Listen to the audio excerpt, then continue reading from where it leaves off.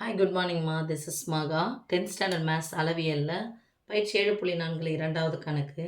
14 centimetre விட்டமுள்ள குழாயிலிருந்து 15 kilometre per மணி என்ற வேகத்தில் 50 மீட்டர் நீளம் 44 மீட்டர் அகலம் கொண்ட ஒரு செவ்வக வடிவ தொட்டியினுள் தண்ணீர் பாய்கிறது.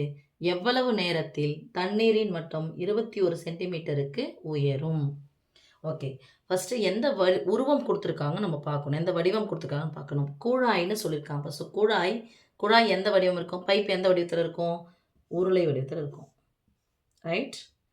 இந்த பைப் வழியாக தண்ணி போகுது. இந்த பைப்பினுடைய விட்டம் கொடுத்துட்டாங்க. அப்போ உருளையினுடைய விட்டம் கொடுத்துட்டாங்க. நமக்கு என்ன தேவை? ஆரம் தேவை.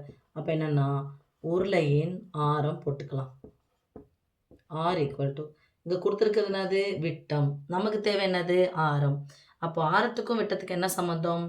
இந்த விட்டத்தில் பாதி தான் ஆரம். மையப்புள்ளியிலிருந்து வட்டத்தை தொடும் புள்ளி ஆரம். இது மாதிரி இங்கே இருக்குது. ஸோ இது ஒரு ஆரம், இது ஒரு ஆரம். அப்போ 2 மடங்கு ஆரம் தான் விட்டம். அதுதான் விட்டத்தில் பாதி ஆரம். அப்போ 14 பாதினானது பை 2 ஈக்குவல் டு எவ்வளோ சமயம் வந்துடுச்சு? 7 சென்டிமீட்டரில் கொடுத்துருக்காங்க. இந்த சென்டிமீட்டரை நான் என்னவா மாற்ற போகிறேன்? மீட்டராக மாற்ற போகிறேன். அப்போ சென்டிமீட்டருக்கும் மீட்டருக்கும் என்ன சம்மந்தம்னா 100 சென்டிமீட்டர் ஈக்குவல் டு 1 மீட்டர். இது சிறிய அலகு, அது பெரிய அலகு. அப்போ சின்னதை பெருசாக மாற்றணும்னா வகுக்கணும். எதால் வகுக்கணும்? 100ஆல் வகுக்கணும். That is equal to 7/100 metre. Right. இப்போ இந்த குழாயிலிருந்து தண்ணீர் வந்து போகுது. தண்ணீர் எங்கே போகுதுன்னா செவ்வக வடிவ தொட்டிக்கு போகுது. செவ்வக வடிவத்தில் இருக்குமா தொட்டி அப்படின்னா இல்லை. எந்த வடிவத்தில் இருக்கும்? கண்டிப்பாக ஒரு தொட்டி கட்டுறாங்கன்னா அதுக்கு ஒரு டென்சிட்டி வச்சு கட்டுவாங்க. கொஞ்சம் தடிமனாக இருக்கும் இல்லையா? அது பேர் தான் நான் சொல்லுவோம் அகலம். அப்போது அந்த செவ்வகத்தைன்னு எடுத்துக்கூடாது. எந்த வடிவம் எடுக்கணும்? கனச்செவ்வகம்னு எடுக்கணும். கனச்செவ்வக வடிவ தொட்டிக்கு தண்ணீர் வந்து போகுது.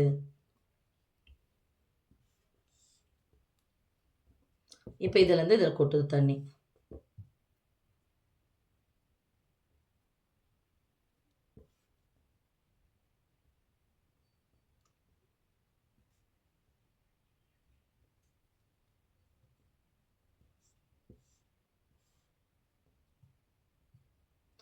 இந்த தொட்டிக்கு தண்ணி போயிடுது. இப்போ இந்த தொட்டியில் தான் தண்ணி பாயுது. அப்போது உருளையின் வழியே பாயும் நீரின் கனளவும் தொட்டியில் உள்ள கனச்செவ்வக தொட்டியில் உள்ள நீரின் கனளவும் சமம். ஓகே. இப்போ இதில் தொட்டியில் பாயுதுன்னா இப்போ ஆரம் கிடச்சிருச்சு. அப்போ நமக்கு என்ன தேவை? உயரம் தேவை. அப்போ எவ்வளோ தண்ணி பாயுது அப்படின்னா மணிக்கு 15 கிலோமீட்டர். 1 மணி நேரத்துக்கு 15 கிலோமீட்டர்னா 2 மணி நேரத்துக்கு எவ்வளோ? 30 கிலோமீட்டர். 3 மணி நேரத்துக்கு எவ்வளோ? 45 கிலோமீட்டர். அப்போது இந்த மணிக்கு 15 கிலோமீட்டர்னு இருக்கு இல்லையா? அப்போ அது கூட இந்த உயரத்தை தான் நான் என்னென்னு எடுக்க போகிறேன்? எது? உருளையின் உயரத்தை என்னென்னு எடுக்க போகிறேன்? h equal to 15 kilometre into டீன்னு எடுக்க போகிறேன். ஏன் டி? 1 மணி நேரத்தில் 15 கிலோமீட்டர்னா 2 மணி நேரத்துக்கு எவ்வளோ? 3 மணி நேரத்துக்கு எவ்வளோ? எங்கே பாயுது? அந்த உருளை வடிய குழாயிலிருந்து தான் பாயுது. அப்போது அந்த வேகம் இருக்குல்ல, அந்த வேகத்தை தான் நான் எடுக்கிறேன், உயரமாக எடுத்துக்கிறேன். ரைட். அப்போ இதையே நான் என்ன பண்ண போகிறேன்? கிலோமீட்டரையும் மீட்டராக மாற்ற போகிறேன். அப்போ கிலோமீட்டருக்கும் மீட்டருக்கும் என்ன சம்மந்தம்னா கிலோமீட்டர் பெருசு, மீட்டர் சிறியது.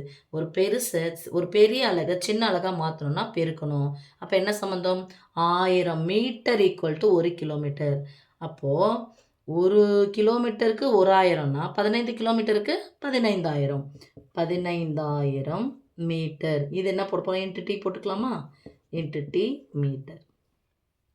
அடுத்தது கனச்செவ்வகத்தின் கன அளவு வேணும் அப்படின்னு சொன்னால் நீளம் வேணும்.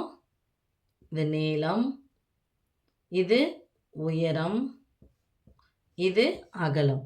அப்போது இந்த அளவு அகலம் உள்ள எவ்வளோ உயரத்துக்கு வேணும்? 21 சென்டிமீட்டருக்கு உயரும்.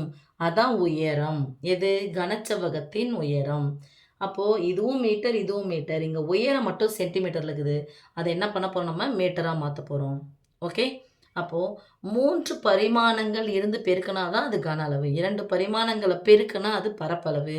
3 கன அளவுகளை பெருக்கினா அது 3 பரிமாணங்களை பெருக்கினா அது கன அலகு. அப்போது நீளத்தையும் அகலத்தையும் உயரத்தையும் பெருக்கினா எனக்கு கனச்செவ்வகத்தின் கன அளவு கிடைச்சிடும். ரைட். இப்போது இந்த குழாயின் வழியே பாயக்கூடிய தண்ணீரின் கன அளவும் அது எங்கே வந்து விழுது? தொட்டிக்குள்ளே விழுது. இதனுடைய கன அளவு இதன் வழியாக பாயக்கூடிய தண்ணீரின் கன அளவும் கனச்செவ்வக தொட்டியில் உள்ள நீரின் கன அளவும் சமம்.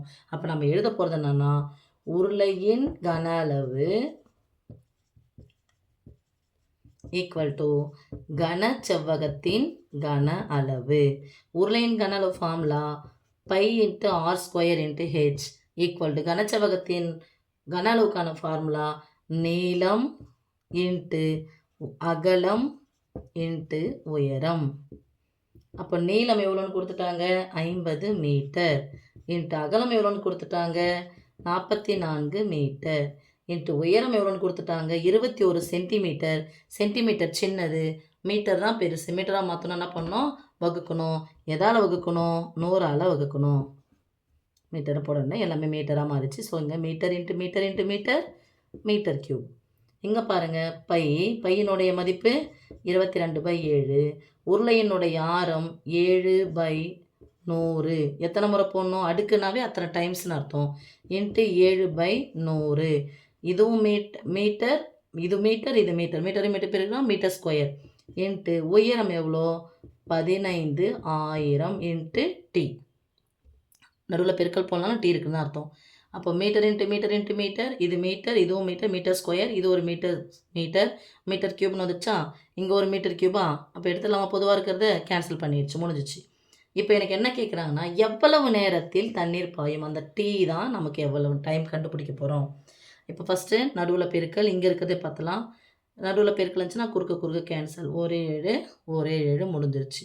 இங்கே பாருங்கள், குறுக்க எதனா கேன்சல் பண்ண முடியுமான்னு? 50 50, 250 100. இல்லை அப்படியே வச்சுக்கலாம், அப்படின்னாலும் வச்சுக்கலாம். அதுக்கப்புறம் அடுத்த ஸ்டெப்புக்கு போய்க்கலாம் நம்ம. எப்படின்னு சொல்லிடுறேன். 22 இன்ட்டு இந்த ஒரு 1/100.